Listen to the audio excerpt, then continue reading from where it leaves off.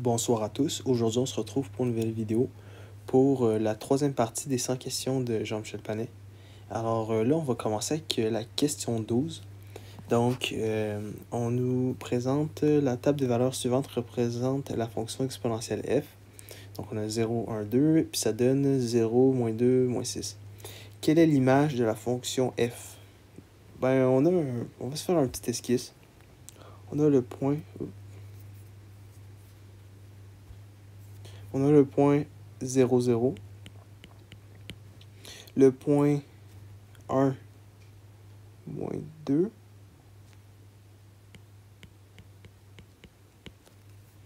Et le point 2, moins 6.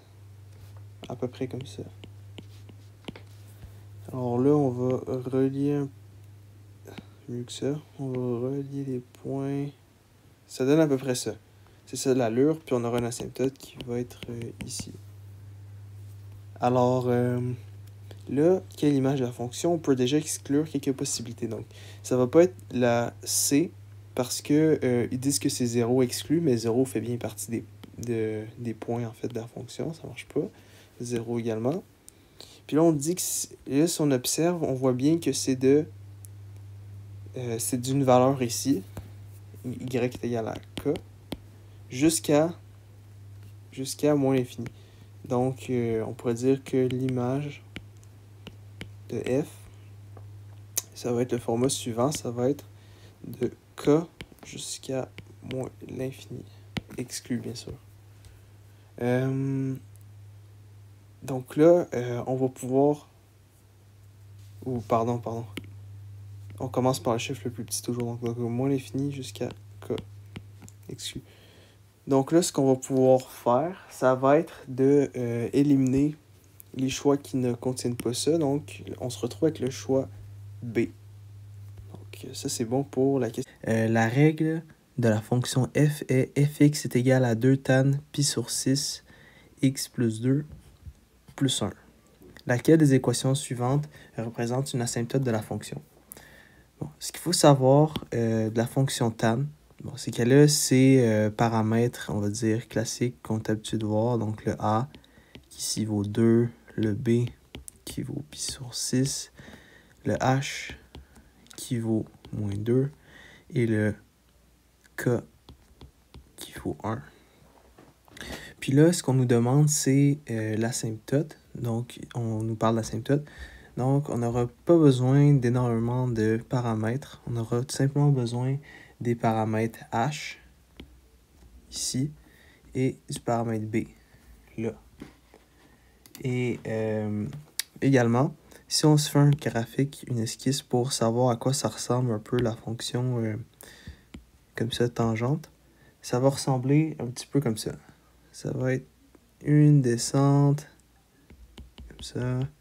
Et là, on a l'asymptote, bien sûr, descente. Ça va se répéter, etc., etc., etc. Et ce caractère périodique peut être exploité pour définir l'asymptote. Donc, bon, ce qu'on peut voir, c'est que, par exemple, on aurait une fonction, on va dire, fictive, celle-là qui passerait parfaitement au milieu. Ben, ce qu'on peut voir, c'est que, on va dire, on a une asymptote ici qui était à x égale à 3. Ça, c'est juste un exemple fictif. Mais on a que toute cette distance-là, ça serait 6, puisqu'on aurait moins 3 là, donc on aurait une distance de 6.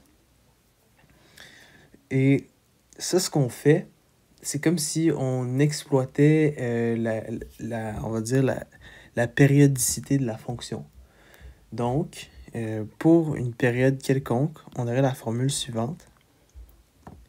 Pour une équation tangente avec une période quelconque, puis on va dire d'autres paramètres h et k, on aurait la formule suivante. On aurait x égale à h plus p sur 2 plus n fois p. Puis ben, ça, c'est où n fait partie des entiers. Donc ça, c'est important les entiers parce qu'on n'aura pas une période à 1.1, on a juste une période à 1, 2, 3, où on peut reculer moins 1, moins 2, moins 3. Donc, ça, c'est pour les périodes. Ça, c'est la formule qu'on utilise les périodes. Bon, comment on fait pour trouver le P? Ben, le P, c'est un petit peu comme une définition, c'est une formule, là, on pourrait dire. Ça serait égal à pi sur valeur absolue de B. Puis, on peut changer ça comme ça pour trouver le P qu'on recherche, qui serait de valeur absolue de B est égal à pi sur P. Et donc, on peut... Voilà, on a ça comme ça. Donc ça, c'est si on veut passer de l'une ou l'autre. Et là, dans ce cas particulier, on a que P est égal à pi sur 6. Puis, bon, on va juste faire le calcul. Donc, pi, on va multiplier par 6 sur pi. Donc, on a une période de longueur 6. Comme ça. Et on va juste effacer ça pour se garder de la place. Comme ça. Si on revient dans cette formule, on a un x qui est égal à h. H ici, on a dit que c'est de moins 2. Moins 2 plus p sur 2, donc 6 sur 2, plus n fois p qui est de 6. Donc, pourquoi est-ce qu'on a h plus p sur 2? Parce que l'autre bout ici, ce bout périodique-là, on commence à être assez habitué parce que, par exemple, lorsqu'on fait de la résolution de fonctions trigonométriques, on sait qu'il y a une solution à chaque période, ou bien dans ce cas-ci, on sait qu'il y a une asymptote à chaque période. Donc ça, ce bout-là, on s'y attendait un peu. Bien sûr, où n fait partie des entiers. Mais pourquoi est-ce qu'on aurait h et plus p sur 2? Ça va nous permettre en fait de se situer, de s'adapter à la fonction qu'on a pour être sûr de tomber, pour être sûr d'atterrir, on va dire, sur l'asymptote à chaque fois qu'on varie la période. Puis on a p sur 2, c'est pour dire, comme par exemple dans l'exemple fictif qu'on s'était mis tout à l'heure, on a le h qui débute ici, puis on a une distance ici qui est de p sur 2. Donc, si on veut arriver à chaque fois à la bonne distance, il va falloir faire ce processus. Puis, donc, c'est comme si on prenait le h, on fait une distance de p sur 2, puis après ça, on augmente de une quantité d'une période, ou 2 périodes, ou comme vous voulez, nombre de périodes. Là, on va faire la résolution complète. Donc, ça va donner moins 2 plus 3, ça va donner 1. Donc, x est égal à 1 plus 6n. Et là, ce qu'on peut faire, c'est cycler les n, on va dire, pour essayer d'atterrir à l'asymptote qui est parmi nos choix de réponse. Donc, si on fait n est égal à 1, on aura 1 plus 6, ce qui donne une asymptote à 7. Et ça, c'est bel et bien la réponse D, donc tout va bien. Maintenant, on va passer à la question 14.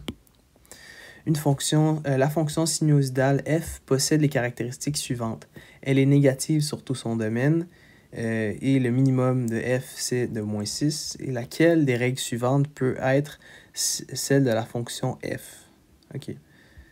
Donc, très important de se faire une esquisse, puisque on peut voir qu'on n'a pas vraiment les outils qu'il faut pour vraiment trouver la règle unique. Donc là, on nous propose des règles, il va falloir piger dans ce qu'on nous propose pour trouver la bonne.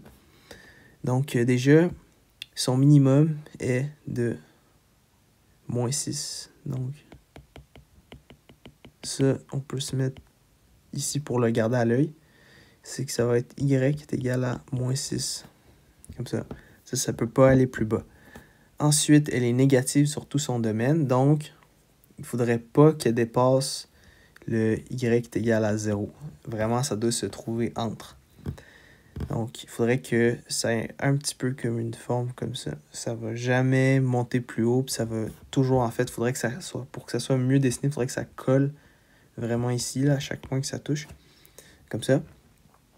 Et là, quand on regarde, ok, il n'y a pas de H, ça ne nous importe pas dans aucun des choix. Il n'y a pas de B non plus, c'est pas très important. Ce qui est important, ce qu'on va devoir vérifier, c'est l'amplitude.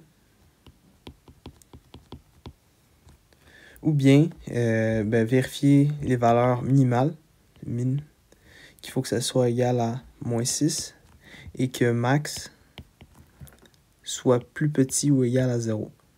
Donc, il va falloir faire ça.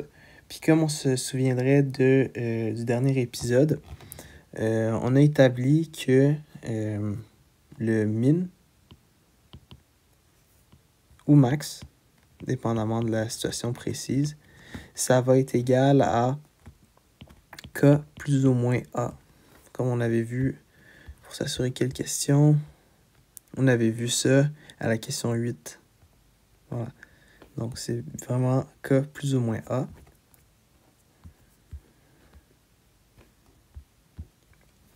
Et là, on va y aller chaque. Donc, pour le A, on a un min de 4 plus moins 2. Donc, on a un minimum ici de 2. Ou bien un max, là, dépendamment. Et on a un max de 4 moins 2, donc de 6. Donc, ce n'est définitivement pas le A. On vient de le prouver.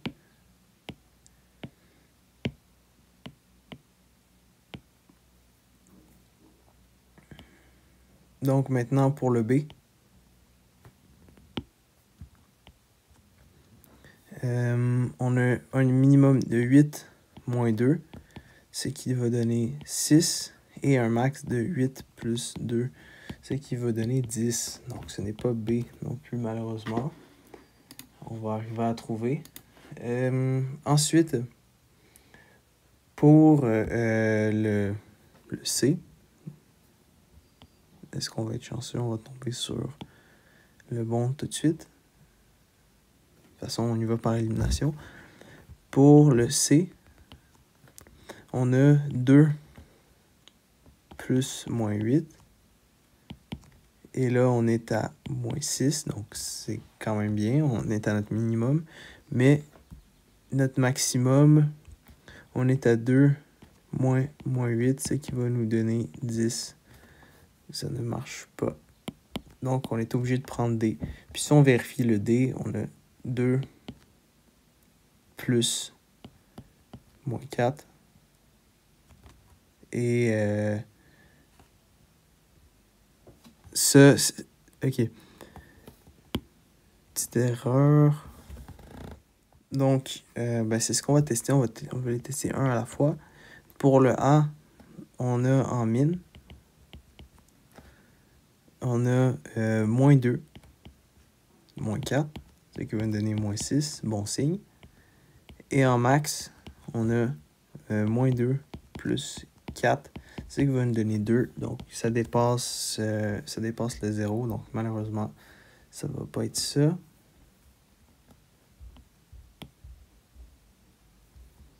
Min. Pour ensuite le B, on a un 2, moins 8, qui va donner moins 6, c'est bien. Mais on a un max de 2 plus 8, qui est de 10. Donc, ça ne marche pas non plus. Ensuite, en C,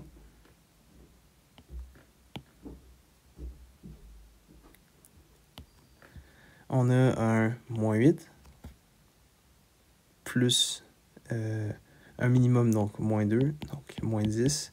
Donc, déjà là, ça ne marche pas. Donc, ce sera automatiquement la réponse D. Puis, si on veut en être certain, donc on aurait moins 4, moins 2, moins 6, bon signe. Dernière chance, moins 4 plus 2. moins 2. Ça marche. Donc, D est bel et bien la réponse. Ensuite, question 15. Pour la question 15, on nous demande la règle de la fonction f est fx est égal à 4 log 2 moins x moins 2 moins 8. Sur quel intervalle la fonction est-elle négative? Déjà, comme on est habitué, le paramètre b, va falloir le retravailler un peu, va falloir l'isoler. Donc ici, on voit bien qu'il y a un moins devant le x. Puis nous, ce qu'on veut, c'est toujours avoir un x vraiment positif, comme propre, on pourrait dire. Donc il faudrait que ça ressemble à ça. 4 log 2 moins x plus 2 moins 8.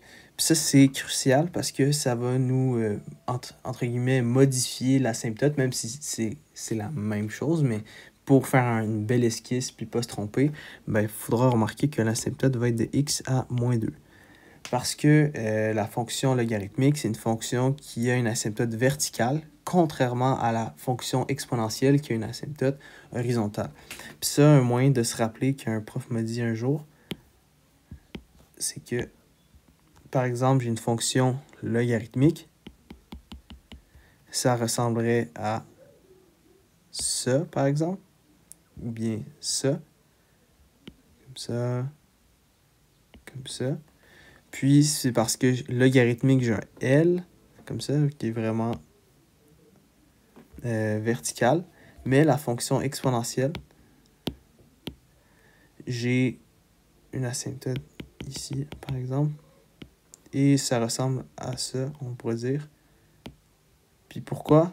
Parce que j'ai un E. Vous voyez comment le E est plus à l'horizontale. Donc, c'est ça un petit peu les trucs pour s'en rappeler. Donc, ici, si on fait une esquisse propre à la situation, j'ai une asymptote à moins 2. X est égal à moins 2. Puis, on demande sur quel intervalle de la fonction f est-elle négative. Donc, pour trouver cet intervalle-là, ben, d'abord, il faudrait regarder un petit peu un graphique plus complet, donc d'esquisse. Donc, on va compléter ça.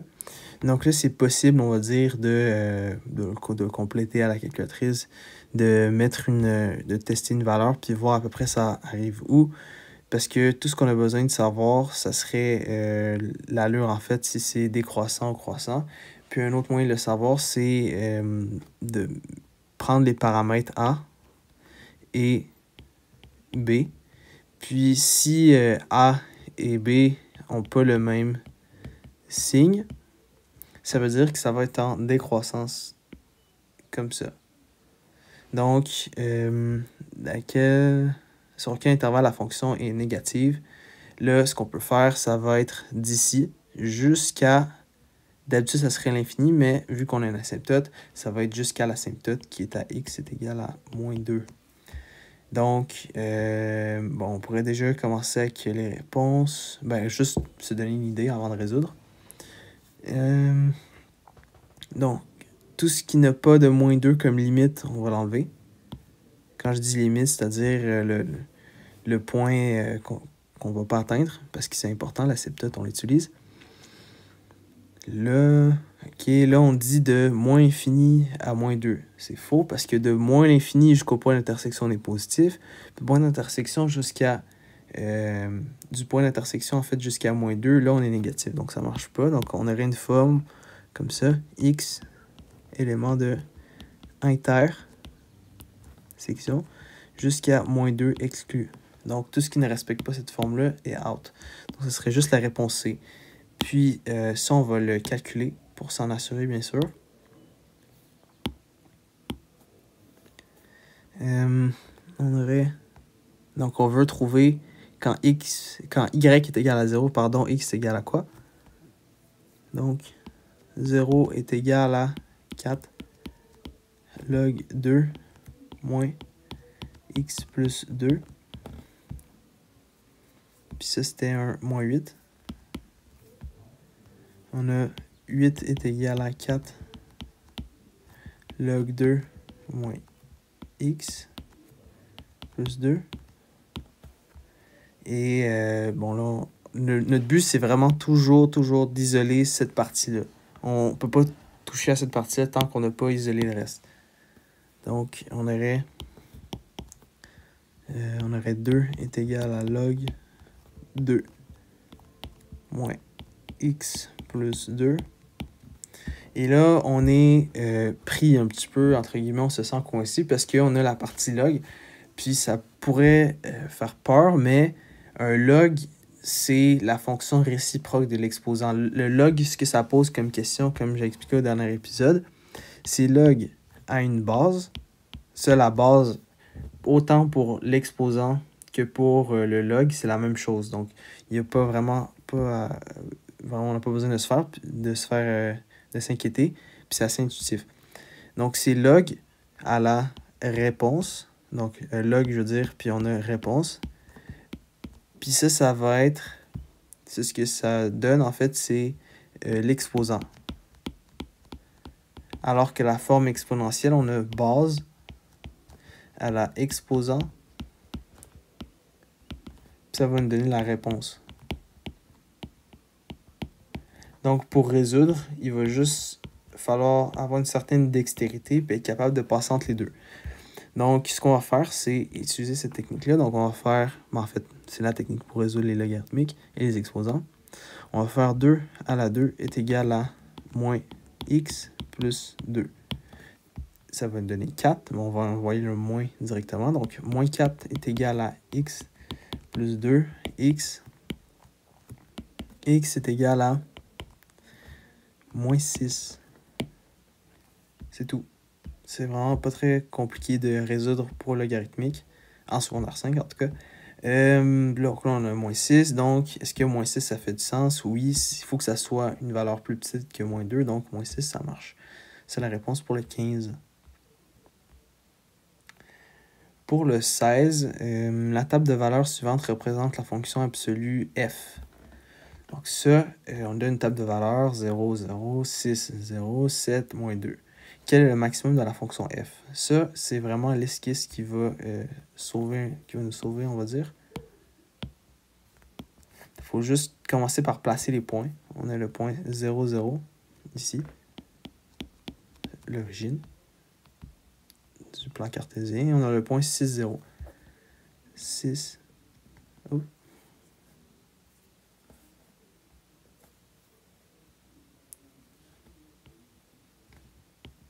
6, 0. Puis on a un point 7, moins 2. Donc, on avance de 1 à peu près, puis on descend de 2, donc à peu près ici. Pas très important que ça soit super précis. Et là, bon, si on est... Déjà, on sait que les valeurs absolues, la seule façon à quoi ça ressemble à un graphique, c'est soit, on va dire, une flèche vers le haut, une flèche vers le bas, dépendamment du signe. C'est si A est plus petit que 0, puis ça c'est si A est plus grand que 0. Donc là, on voit qu'on est obligatoirement, on va avoir un chapeau, on va dire, descendant. Donc, parce que le A est négatif, comme ça.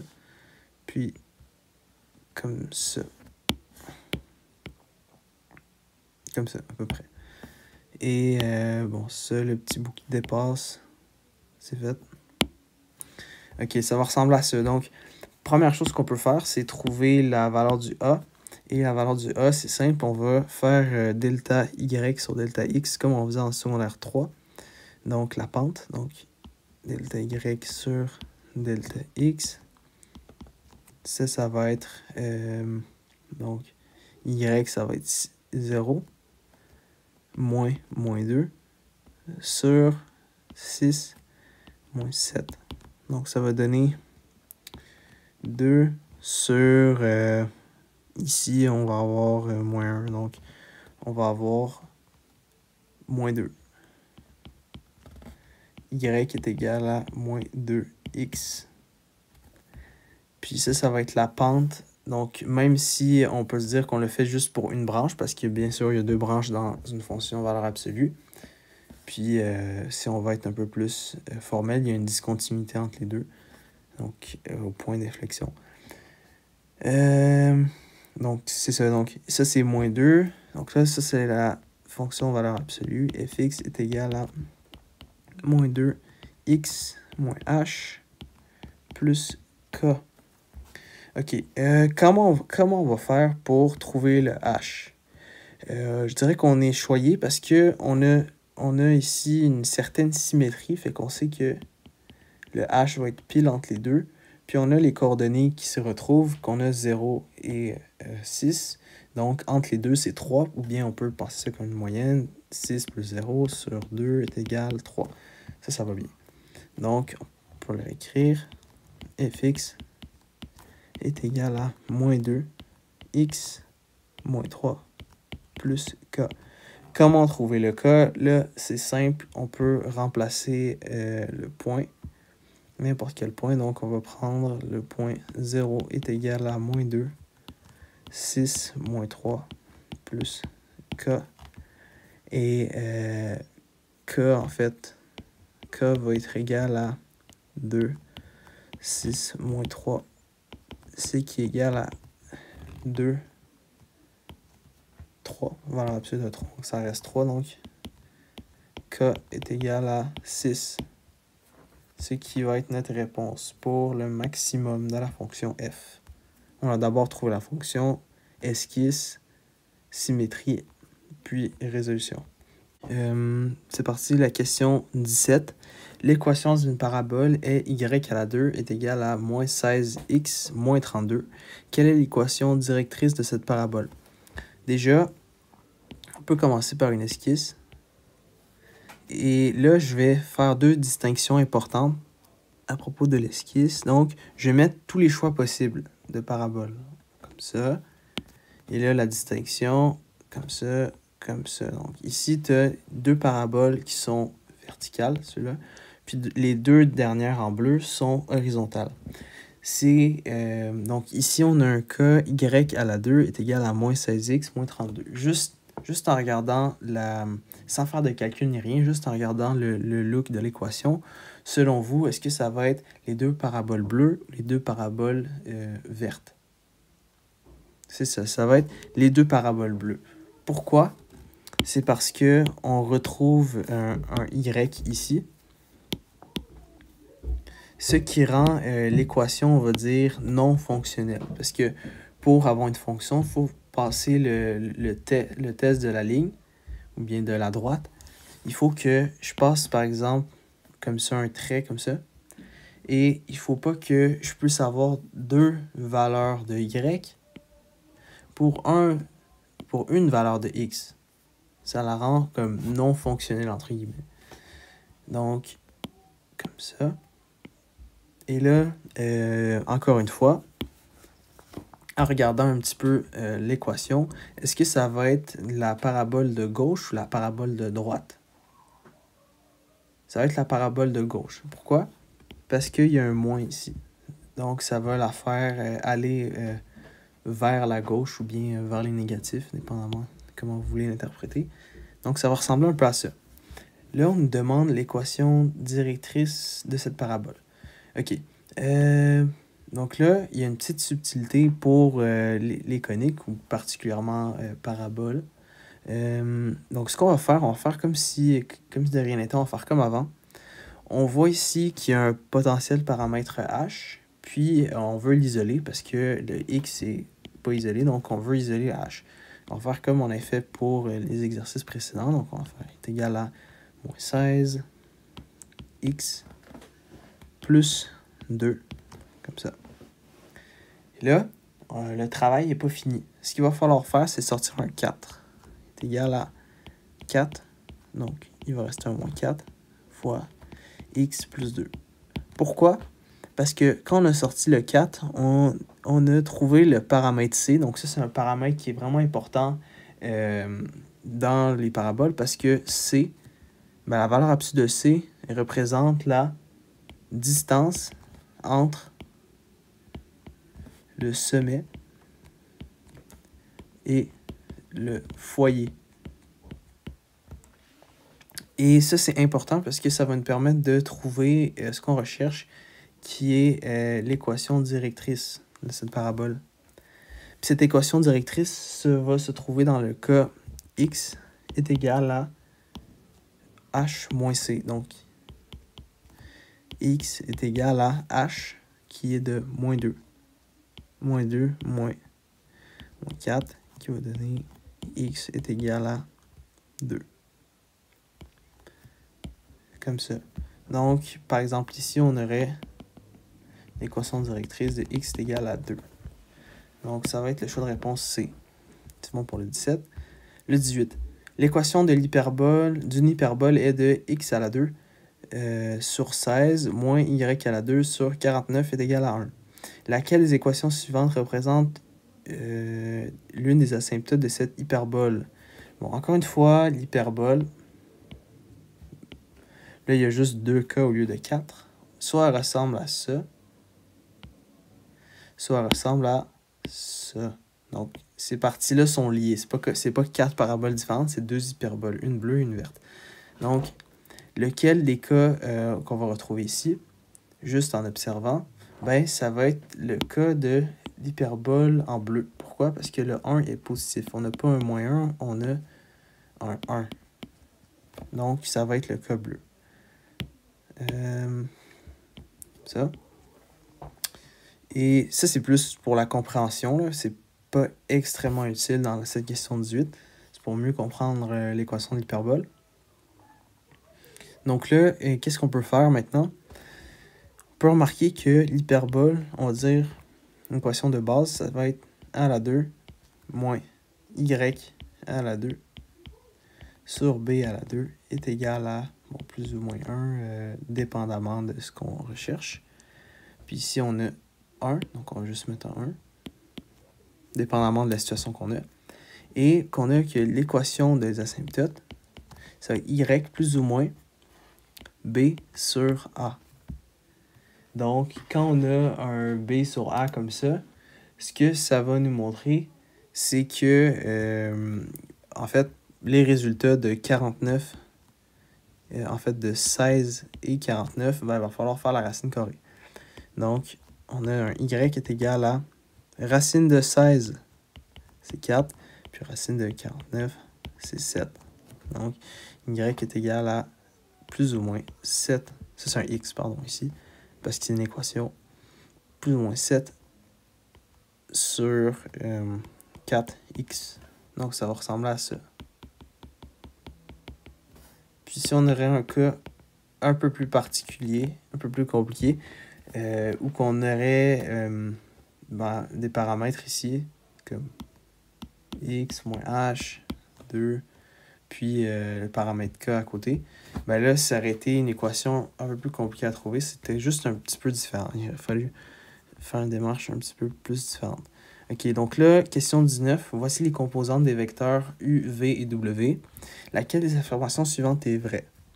U est unitaire. Ok, on va tester ça. Donc, pour trouver unitaire, on nous parle de la norme. Pour trouver la norme, il faut utiliser les composantes. Donc, ça serait U1 à la 2 plus U2 à la 2. Donc, ça, c'est comme les composantes en X et en Y, ou bien en A et en B. Si on penserait un petit peu au théorème de Pythagore. Comme ça. Donc là, si on l'applique, on a U est égal à racine de moins 1 à la 2 plus moins 1 à la 2. Et ça rend ça tout positif. Donc on a U est égal à racine de 1 plus 1. Ce qui va nous donner U est égal à racine de 2, ce qui n'est pas... Donc, racine de 2, ça c'est un petit peu important quand même. Unité. Ce qui n'est pas égal à 1. Donc, l'affirmation 1 et l'affirmation A est fausse. L'affirmation B. On dit que la norme de V est égale à 7. Est-ce que c'est vrai ou pas? On va le déterminer. Donc, ce serait moins 3 à la 2, 9, plus 6 à la 2, 36. Donc, ce serait racine... ce serait racine de 45 et ce n'est pas 7 parce qu'il aurait fallu que ce soit 49, donc il n'égale pas 7. Donc ça également c'est faux. En C, il va falloir se faire de l'espace. Je vais effacer celle-là. En C, ça nous dit que V et W sont orthogonaux. Donc, pour savoir qu'ils sont orthogonaux, ben en fait, c'est quoi que ça veut dire avoir des vecteurs orthogonaux? C'est qu'il faut qu'il y ait un angle de 90 degrés entre les vecteurs. Donc, c'est quand que c'est vrai. Ça, il y a un outil spécial dans les mathématiques qu'on a pour ça. C'est le produit vectoriel. Le produit scalaire, pardon. Scalaire, pas vectoriel. On a U fois... bon, je vais l'appliquer directement dans le contexte. On a V fois produit scalaire avec W est égal à 0 si et seulement si, donc SSI, ça veut dire si seulement si, V est orthogonal ou bien est perpendiculaire à W. Donc on peut faire ça tout de suite. Donc, moins 3, 6, produit scalaire avec 4, 4, moins 8. Donc on va prendre chaque élément, on les multiplie ensemble, ça donne un scalaire. Ça le dit, puis il faut que ça soit égal à 0. Donc, moins 4, moins 3 fois 4, ça donne moins 12. Plus moins 8 fois 6, ça donne moins 24. Ce n'est vraiment pas égal à 0, donc ça c'est faux. Automatiquement, la dernière va être vraie, mais comment on ferait pour valider si V et W sont collinaires? Donc, si V ou W et W sont collinaires, donc V, donc ça on peut dire c'est parallèle, sont collinaires, ça va être vrai seulement si V est égal à A fois W. Donc, que V, ça c'est important pour la compréhension quand même, ils sont collinaires si on peut prendre un des deux vecteurs, multiplier ce vecteur-là par un scalaire quelconque, un scalaire en fait précis, puis que ça donne, en fait, ça va donner l'autre vecteur. Donc, il faudrait effectuer un rapport, puis vérifier que le rapport soit pareil autant en X qu'en Y. Le rapport qu'on peut faire, on pourrait prendre V1 divisé par donc, la composante en X de V, divisé par la composante en X de W. Puis il faut que ça soit égal à la composante en Y de V divisé par la composante en Y de W. Comment on fait ça? On va plugger les chiffres. 4. Est-ce que ça c'est égal à 6 moins 8? Donc, moins 3 quarts, ça reste pareil. Est-ce que c'est égal à, on peut dire 2 fois 3 sur, donc on va mettre le moins en avant. Comme ça. Donc, est-ce que ça c'est égal à 2 fois 4? Ben, la réponse est oui. Donc, ils sont bel et bien collinaires. Donc, doublement vérifié. C'était la seule réponse qui était bonne. Les trois autres étaient pas bonnes. Puis, on l'a validé, donc c'est sûr que c'est bon. Ensuite, question 20. Voici l'information sur les vecteurs U, V et W. Quelle est la norme du vecteur W? Donc, on a des vecteurs, puis on dit que W c'est égal à V moins U. C'est assez simple de faire ça. On peut juste directement faire une soustraction. Moins 1, 2, moins 4, 6.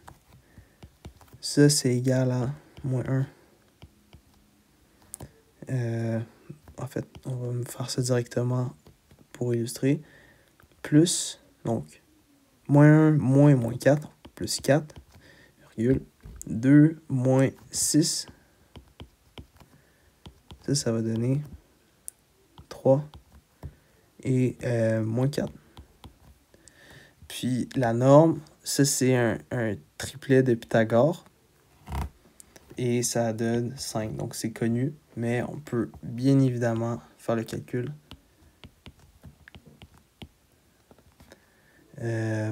3 à la 2 plus 4 à la 2, ça va donner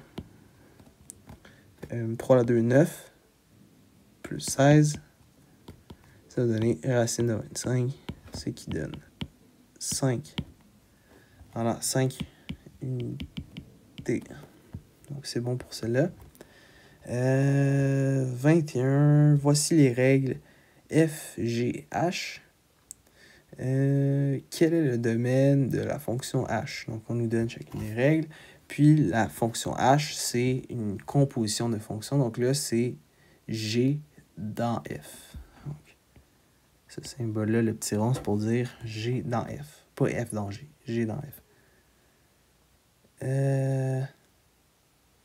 là, on nous dit le domaine. Il va juste falloir faire la composition. 2 racine de moins 4x plus 6 plus 2. 2 racine de moins 4, ça va donner 4x moins 6 plus 2. Ça, 2 racine de 4x moins 4. Puis on va juste extraire le 4. Donc 2. Donc si on a le droit, si on a x fois y, c'est propriété des racines, on a le droit de faire racine de x fois racine de y. Puis ben, d'où ça vient, c'est loi des exposants parce que ça c'est la même chose que x fois y à la 1/2. Puis on sait qu'on peut distribuer l'exposant quand il y a une multiplication dans la parenthèse. Pas quand il y a une addition. Ça, on n'a pas le droit. Ça, on n'a vraiment pas le droit. On n'a pas le droit de faire ça, c'est égal à ça, plus ça. Ça, c'est faux. Mais en secondaire 5, vous savez ça, donc je n'ai pas besoin de le répéter vraiment. Ok. 4 multiplié par ce qui reste. Donc, ce qui reste, ça va être x moins 1, comme ça. Et ça va donner racine de 4, ça donne 2. Donc, 2 fois 2, ça donne 4. X moins 1. Puis là, on dessine notre esquisse. On a le sommet ici à 1, 0. Puis, on sait que vu que le B et le A sont positifs, ça va ressembler à peu près à ça. Donc, le domaine, c'est du sommet jusqu'à l'infini. Pas ça, pas ça. Le sommet, c'est pas 4, pas ça. Donc, c'est celle-là. Ça, c'est bon. Question 22. La règle de la fonction f est de la forme fx est égal à a log 2 x plus k. La table des valeurs suivantes représente la fonction f. Quel est le zéro de la fonction f? Donc là, il y a deux inconnus. Il y a le k et le a. Donc, deux équations, deux inconnus. Ici, on va juste rentrer les informations qu'on a. Donc, est égal à a log 2 x 4 plus k. Puis on va isoler le k. Donc, on a 15 est égal. Donc, le log, c'est quoi? Le log, c'est 2 à la quoi qui va donner 4. Donc, ça veut dire que ça va être égal à 2. Donc, ça va être 2a plus k. Et pourquoi on isole le k? Parce que le k, on va jamais y toucher. Il va toujours rester seul comme ça. Donc, ça va vraiment être plus... Ben, pas vraiment plus simple, mais ça va être un peu plus simple. Donc, k est égal à 15 moins 2a. Voilà. Là, ce qu'on va faire, c'est que on va reprendre un petit peu la même, on va dire, la même équation. Donc, on sait que ça va être quelque chose de k est égal à 15, il n'a pas changé. Donc, ça va être 35 dans ce cas-ci. Moins log 2, 64 fois a. Puis ça, c'est quoi? On peut juste réécrire en attendant. 35. C'est 2 à la quoi qui va donner 64. C'est ça que ça demande. Donc, c'est 2 à la 5, ça donne 32. C'est pas ça. Est-ce que c'est 2 à la 6? 2 à la 6, ça donne bel et bien 64. Parce que 32 fois 2, 64. Moins 6. Ah, voilà. Comparaison, on a déjà les codes isolés. Donc, on peut juste... L'équation 1, l'équation 2, l'équation 1 est égale à l'équation 2. Donc, résolution par comparaison. Donc, 15 moins 2a est égal à 35 moins 6a. On va envoyer le 35 de l'autre côté. 15 moins 35, ça va nous donner moins 20. Puis, moins 6 plus 2, ça va donner moins 4a. Donc, a est égal à 5. Puis, on sait que k est égal, on peut prendre une des deux, 15 moins 2a. Donc, k est égal à 15 moins 2 fois 5. Donc, que k est égal à 15 moins 10. Et finalement, que k est égal à 5 aussi. Voilà. On peut valider. L'autre côté, c'est 6 fois a. Donc, c'est 6 fois 5, 30. 35 moins 30, donc c'est 5. Donc, ça va bien. Là, on va juste tasser ça pour avoir l'espace. Puis, on dit quel est le 0 de la fonction. Donc, on nous dit quand y est égal à 0, x vaut quoi? Donc, 0 est égal à 5. Juste valider. Moins 20. Oui, ça va. Donc, 5 log 2 x plus 5. Donc, moins 5 est égal à 5 log 2x moins 1 est égal à log. Donc, on divise par 5 des deux côtés. Log de x.